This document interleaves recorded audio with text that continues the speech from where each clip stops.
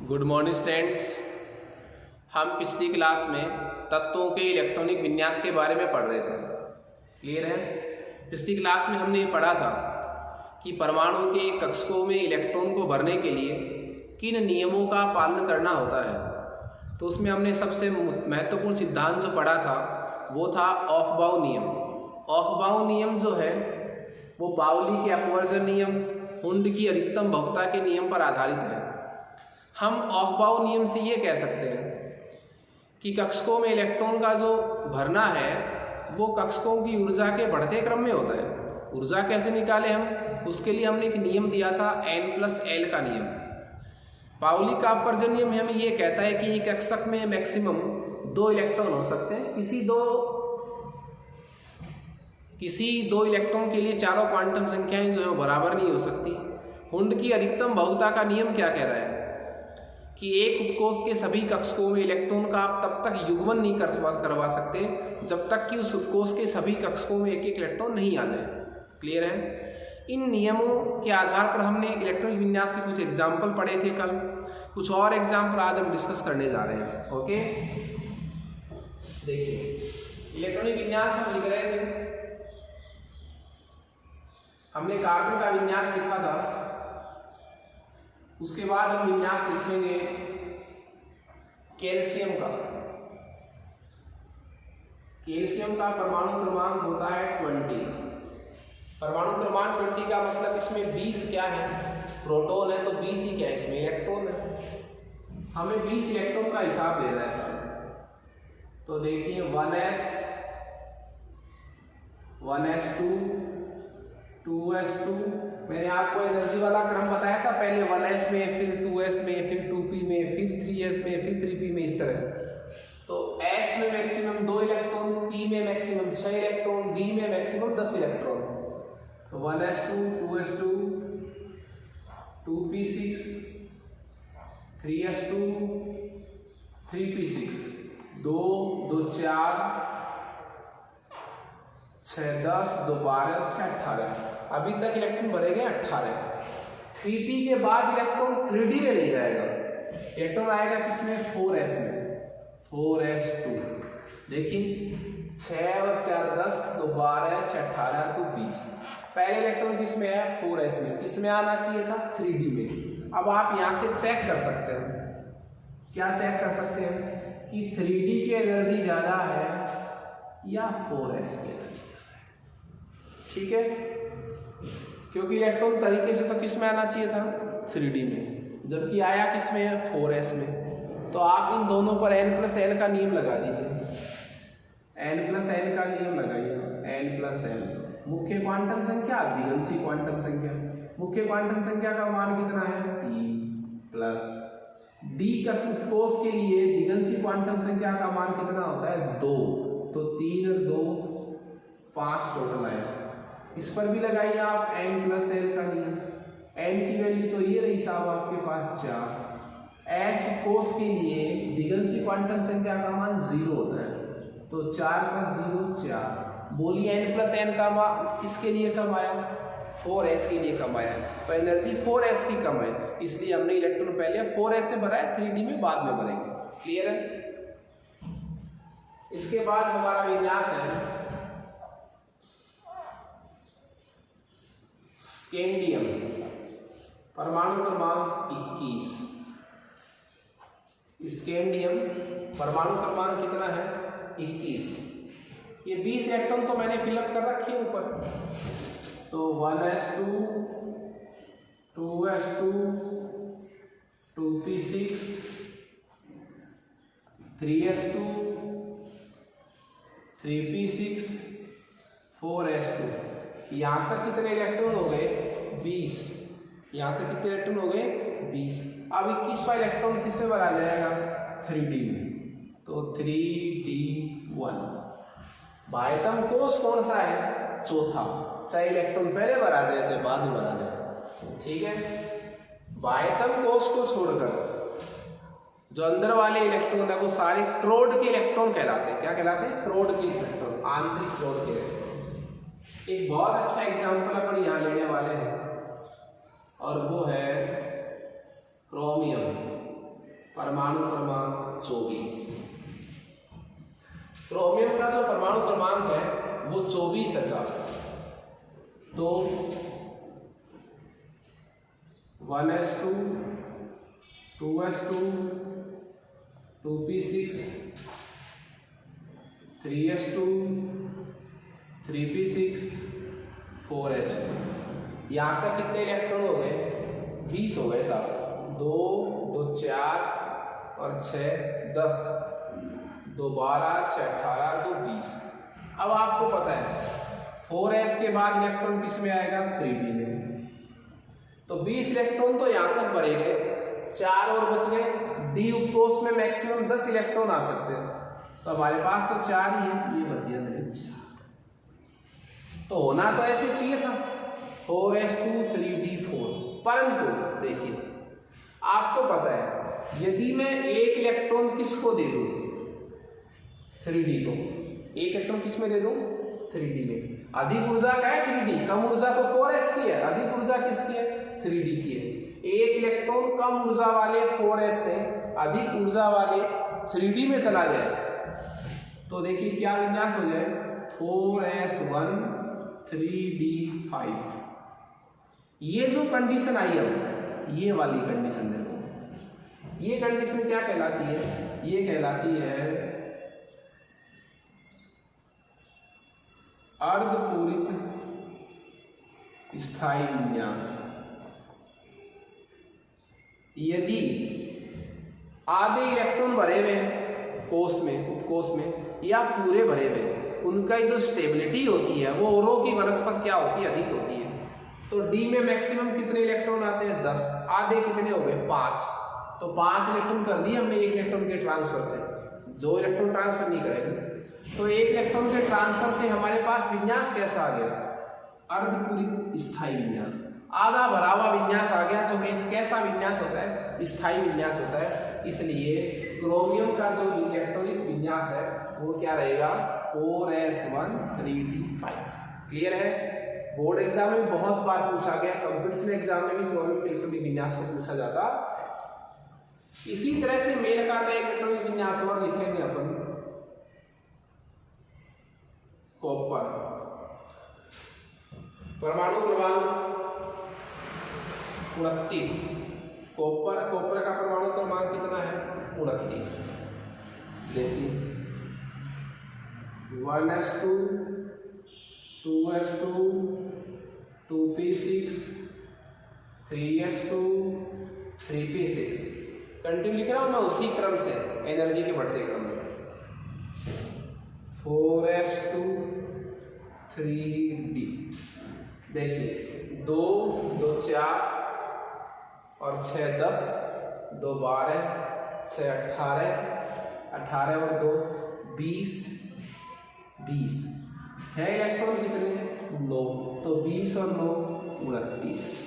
D में 10 आ सकते हैं। अब देखिए ये होना चाहिए था, परंतु वही बात है, यदि एक इलेक्ट्रॉन कम ऊर्जा के 4s से अधिक ऊर्जा के किस में चला जाए? 3d में चला जाए तो कुछ कंडीशन बदल रही है साहब।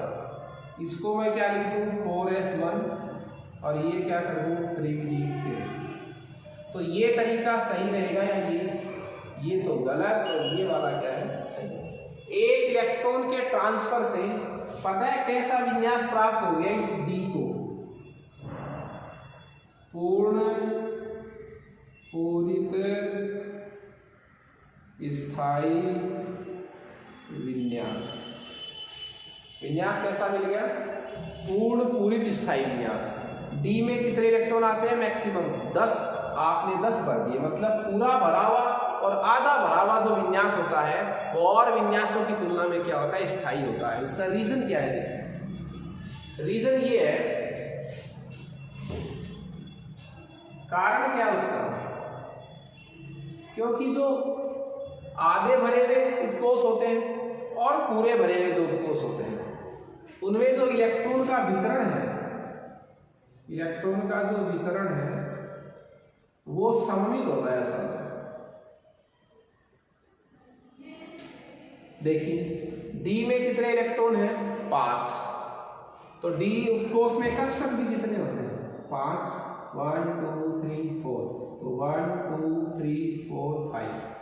आधे भरे हुए d कोष में इलेक्ट्रॉन का जो वितरण है वो सममित है। D10 में भी वितरण सममित होता है, 6 7 8 9 और 10। तो जो अर्धपूरित है और जो पूर्ण पूरित है उन कोषों में इलेक्ट्रॉन का जो वितरण है वो सममित होता है, इसलिए ये जो विन्यास होते हैं वो अपेक्षाकृत अधिक स्थायी होते हैं। ओके, तो हमारा ये टॉपिक कंप्लीट हुआ इलेक्ट्रॉनिक विन्यास वाला। इसके बाद इस चैप्टर का लास्ट टॉपिक बचा है हमारे पास, कक्षकों की आकृतियां। एक टॉपिक रह गया था,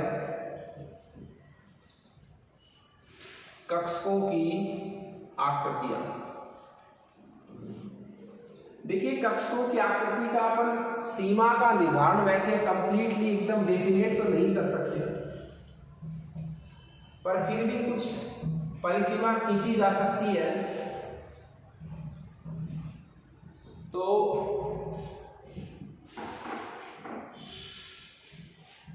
हमारा टॉपिक है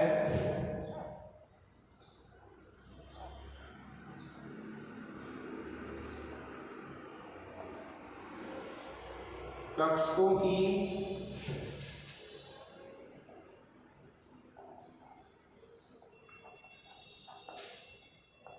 आकृतियां। कक्षकों की क्या बताओ आकृतियां। देखिए, कक्षकों की जो आकृतियां हैं उनमें सबसे पहले हमारे पास है एस कक्षक। कक्षक कहते किसे हैं? कक्षक की यदि परिभाषा लिखें तो नाभिक के चारों ओर का वह क्षेत्र जहां इलेक्ट्रॉन के पाए जाने की संभावना मैक्सिमम होती है क्या कहलाता है? ऑर्बिटर कहलाता है या कक्षक कहलाता है। रिवाइज कर रहा हूं मैं, नाभिक के चारों ओर का वह क्षेत्र जहां इलेक्ट्रॉन के पाए जाने की संभावना अधिकतम होती है कक्षक कहलाता है। कक्षक की विपरीत परिभाषा क्या कहलाएगी? नोडीय तल या नोडीय क्षेत्र या नोड भी कह सकते हैं। परिभाषा क्या होगी? नाभिक के चारों ओर का वह क्षेत्र जहां इलेक्ट्रॉन के पाए जाने की संभावना न्यूनतम होती है, शून्य होती है, जहां इलेक्ट्रॉन पाए ही नहीं जाते, नोड कहलाती है। तो नोड और कक्षक की परिभाषा जो है वो एक दूसरे की क्या है? विपरीत है। ठीक है, एस कक्षक का मतलब एस उपकोष में पड़े हुए कक्षक। एस कक्षक, एस उपकोष में एक ही कक्षक होता है जिसको एस कक्षक कहते हैं। इसकी जो आकृति है वो गोलीय बताई गई है, गोलीय सममिति।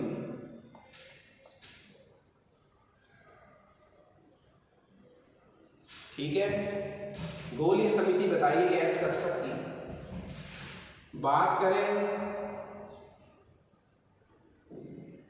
पी कक्षक की, पी उपकोष में 3 कक्षक होते हैं जिन्हें एक्स वाई जेड अक्षों के अनुदिश अपन पी एक्स पी वाई और क्या कहते हैं? पी जेड कक्षक कहते हैं। पी कक्षक की जो आकृति है वो डंबलाकार होती है। पी कक्षक की आकृति कैसी होती है? डंबलाकार। डंबल जो एक्सरसाइज में यूज होते हैं ना, उनकी आकृति जैसी। 3 कक्षक हैं, पी एक्स पी वाई और पी जेड। देखिए, अपन इनको डायग्राम कैसे बनाएंगे? तो पी एक्स ले दिया, ये तीनों अक्ष है, एक्स वाई जेड। तो पी एक्स बनाना है आपको, तो एक्स एक्स पर आपको डंबल बनाना है। जब आपको पी वाई का अक्षक बनाना है, एक्स वाई जेड, तो वाई एक्स पर आपको डंबल बनाना है। जब आपको यही डंबल जेड एक्स पर बनाना है, एक्स वाई जेड, तो ये जेड एक्स पर, ठीक है, जेड एक्स पर। तो ये पी कक्षकों की आकृतियां हैं जो कैसी हैं? डंबलाकार हैं, पी एक्स पी वाई और पी जेड। एस कक्षक की आकृति गोलीय होती है, वो चाहे 1s हो चाहे वो 2s हो।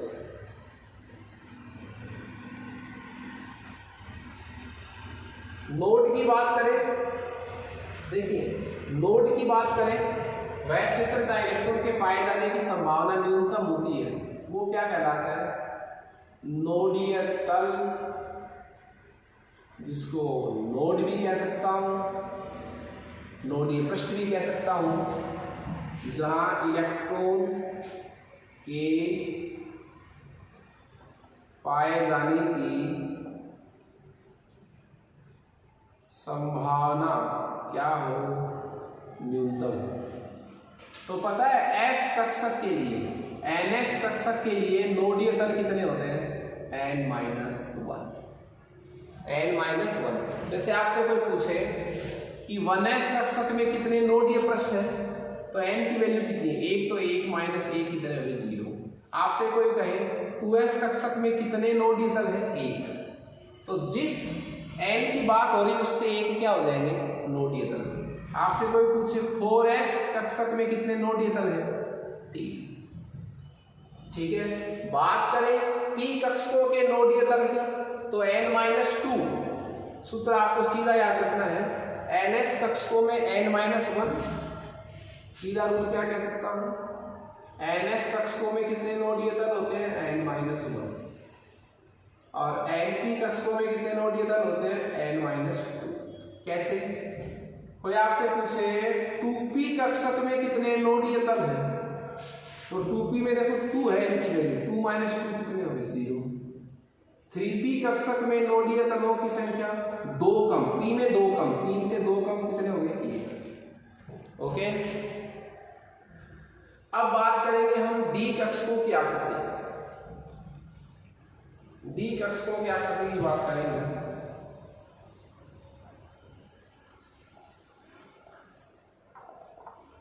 डी कक्षकों की आकृति की बात करेंगे। डी कक्षकों की जो आकृति है वो दोहरी डंबलाकार होती है। डी कक्षकों की जो आकृति है वो दोहरी डंबलाकार होती है, डबल डंबल शेप। ठीक है, 5 कक्षक होते हैं डी में।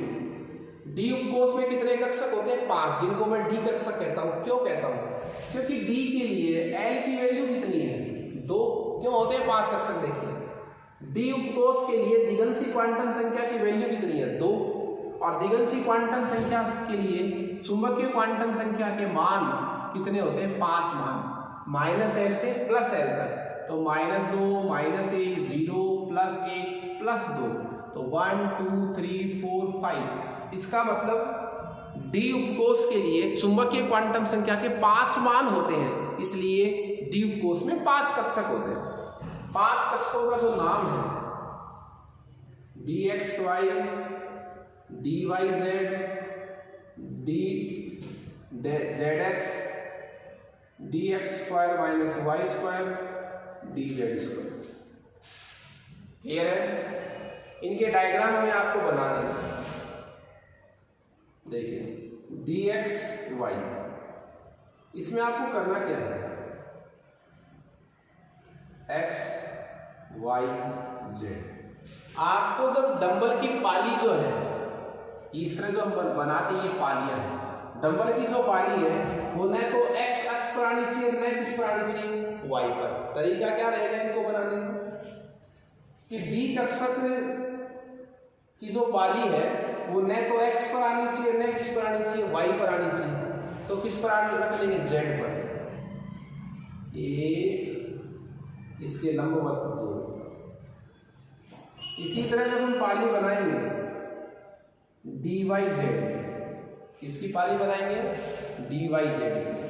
dyz की पाली जब हम बनाएंगे इसमें, तो इस बार क्या कहेंगे कि पालियां न तो zx पर आनी चाहिए, न yx पर आनी चाहिए। तो न तो y पर आनी चाहिए, न z पर आनी चाहिए। तो किस पर आनी चाहिए?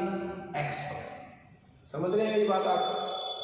लीजिए, तो ये x पर पाली, आपको दिखने में दोनों डायग्राम एक जैसे दिखाई दे रहे हैं, लेकिन अक्षों का फर्क है साहब। इसी तरह हम बात करें dz(x), इस बार क्या करना है आपको, डंबल की पाली ने तो z(x) पर रखनी है, न x(x) पर रखनी है। तो देखिए x y z, x y और z, ठीक है। न तो आपको z(x) पर पाली रखनी है, न आपको x(x) पर पाली रखनी है। तो न x पर और न ही z पर, तो किस पर रख दूं, y पर। तो ये तीनों आकृतियां किसकी हो गई, dxy dyz और dzx, ठीक है। जिस पर आपको पाली नहीं रखनी है उस x को आप बीच में रख दीजिए, तो दो डबल पाली बन जाएगी इस पर। दो कक्षक बच गए आपके पास, एक तो बच गया dx² माइनस y²। इस बार क्या करना है आपको,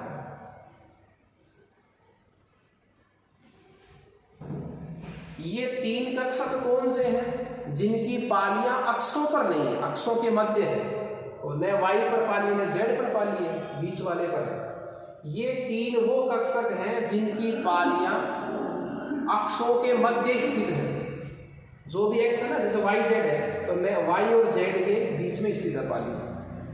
ये दो बच गए कक्षक, ये वो कक्षक है जिनकी पालियां अक्षों पर है, अक्ष के मध्य में नहीं है, x पर और y पर। इस बार आपको पाली रखनी है x पर और y पर, इस पर नहीं रखनी, z पर नहीं रखनी।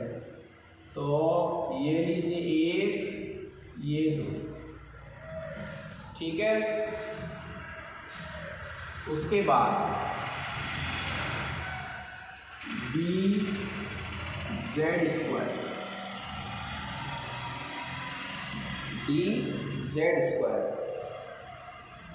dz² में क्या होगा है, दोनों ही डंबल आपको z पर रखने हैं, ठीक है। तो x y z, मैंने आपको पहले भी कहा था ये तीन कक्षक वो हैं जिनकी पालियां अक्षों के मध्य स्थित है। मैंने x बोला, dz(x), न तो पाली z पर है और न पाली अक्ष पर है, बीच वाले जो बच गया उस पर है। ये वो दो कक्षक हैं जिनकी पालियां अक्षों पर है, x² माइनस y², तो x पर पाली और y पर पाली। ये दोनों ही पालियां किस पर बनानी है आपको, z पर। तो देखिए 1 और 2, एक पाली, इसी तरह की एक पाली और किस पर बनानी है आपको, z पर ही बनानी है। तो ये लीजिए दूसरी पाली भी इसी के ऊपर बना देते हैं। ये दूसरी पाली भी मैंने क्या की है, इसी एक पहले वाली पाली के ऊपर बना दिया था। इससे आपको दिखेगा नहीं, दिखने में ऐसा लगेगा कि पाली कितनी है, डंबल एक ही है। दूसरा डंबल शो करने के लिए, दूसरा डंबल शो करने के लिए अपन क्या करेंगे, थोड़ा इसको साइड से दिखाएंगे। ये तरीका है इसको दिखाने का।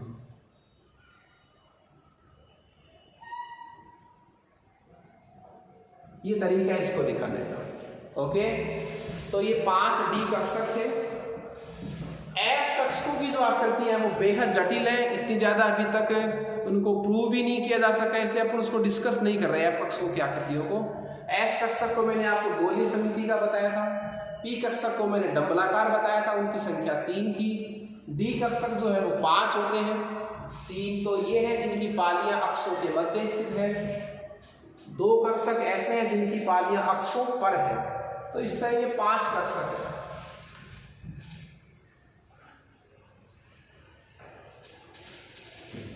इस तरह हम इस चैप्टर को कंप्लीट कर चुके हैं, एटॉमिक स्ट्रक्चर वाले चैप्टर को।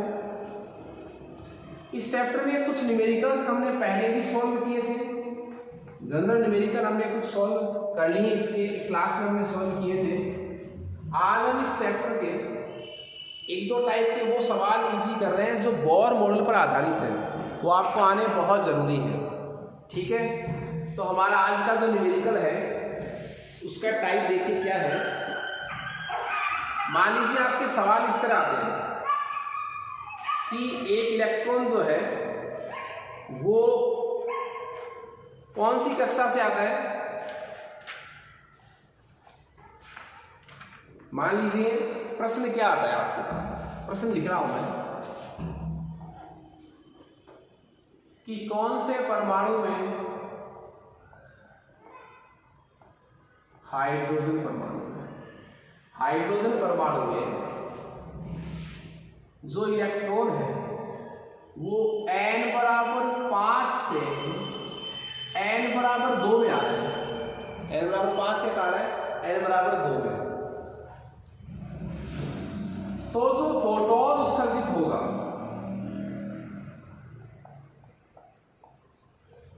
उत्सर्जित फोटोन की क्या पूछी है आपसे, आवृत्ति मतलब न्यू और तरंग दैर्ध्य क्या पूछी है, लैम्डा।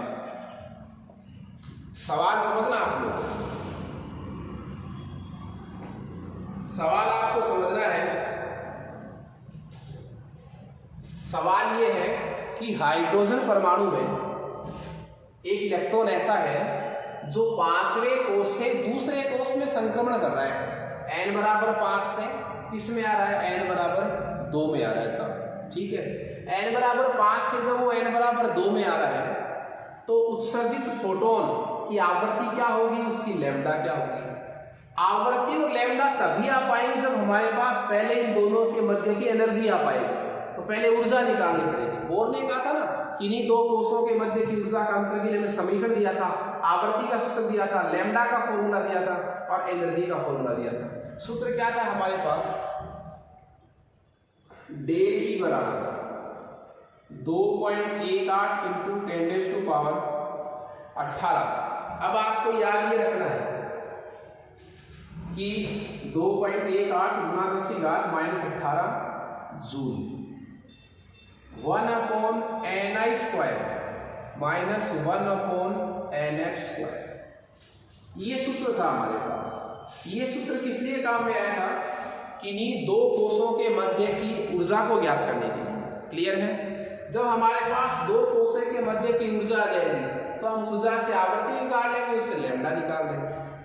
ni का मतलब क्या है, इनिशियल प्रारंभिक कोष, nm का मतलब अंतिम कोष। तो हमारे पास ni कितना है, प्रारंभिक कोष कितना है, वो 5वें से दूसरे में आ रहा है तो प्रारंभिक कितना होगा 5वां, फाइनल कितना होगा दूसरा। बस बाकी सब वैल्यू इसके अंदर पड़ी है। तो आप क्या करेंगे, ये ऐसे हो जाएगा 1/5² माइनस 1/ बोलिए 2 का स्क्वायर। क्लियर है। आपको सिंपल मैथमेटिक्स इसमें लगानी है। जो भी एनर्जी आएगी उसका जो आंसर आएगा डेली का वो नेगेटिव आएगा। नेगेटिव हमें ये कह रहा है कि ये उत्सर्जन की ऊर्जा है। यदि साइन किसका आता है, प्लस का, इसका मतलब ये अवशोषण की ऊर्जा है। क्लियर है। और आपको पता है जब वो उच्च कक्षा से निम्न कक्षा में आता है तो एनर्जी का क्या करता है, रिलीज करता है, वो छोड़ता है। तो 5वें से दूसरे में आ रहा है, उच्च से निम्न में आ रहा है तो एनर्जी छोड़ेगा तो आंसर किस में आएगी, माइनस में। ऐसा सवाल होता दूसरे से 5वें में जा रहा है तो उसका एनर्जी चाहिए तो आंसर किस में आता, प्लस में। क्लियर है। अब देखिए हमारे पास जो आंसर आएंगे किसके, डेल ई के। हमारे पास जो आंसर किसके आ जाएंगे, डेल ई के। किस में आएंगे साहब, जूल में आंसर आ गया। आंसर कितने आ गए, मान लीजिए एक्स आ गए। हमें क्या निकालनी है, आवृत्ति का सूत्र देखिए आप। चूंकि डेल ई बराबर क्या होता है, एच न्यू, तो न्यू बराबर क्या हो जाएगा, डेल ई अपॉन एच। ये लीजिए आपके पास जो एनर्जी का आंसर आए उसमें आप किसका भाग लगा दो, प्लांक कांस्टेंट का भाग लगा दो तो आपके पास आवृत्ति आ जाएगी। आपको लैम्डा चाहिए, लैम्डा का फॉर्मूला भी आपने पढ़ा था, इसी को चेंज कर लीजिए। डेल ई बराबर एच, न्यू की जगह क्या लिख सकता हूं, सी अपॉन लैम्डा। ये सूत्र भी होता है। तो आपके पास h की वैल्यू है, c की वैल्यू आपके पास पड़ी है, डेल ई की वैल्यू आपके पास पड़ी है। ये दो वैल्यू कांस्टेंट है, ये आप यहां से निकाल लेंगे। आप यहाँ से किसकी वैल्यू निकाल लो, लैम्डा की। डायरेक्ट आंसर भी है। देखो आपके पास न्यू आ गया, सूत्र आपने पढ़ा था C बराबर न्यू लैम्डा। आपके पास न्यू का आंसर आ गया, यहाँ से C फिक्स है तो यहाँ से आप क्या निकाल सकते हैं, लैम्डा। क्लियर है? तो इस तरह आप इन न्यूमेरिकल को सोल्व कर सकते हैं। तो हमारा जो सेकंड चैप्टर है वो कंप्लीट हो चुका है। हम नेक्स्ट क्लास में थर्ड चैप्टर को स्टार्ट करेंगे जो परमाणु की आवर्त सारणी से संबंधित है। Okay, thank you students.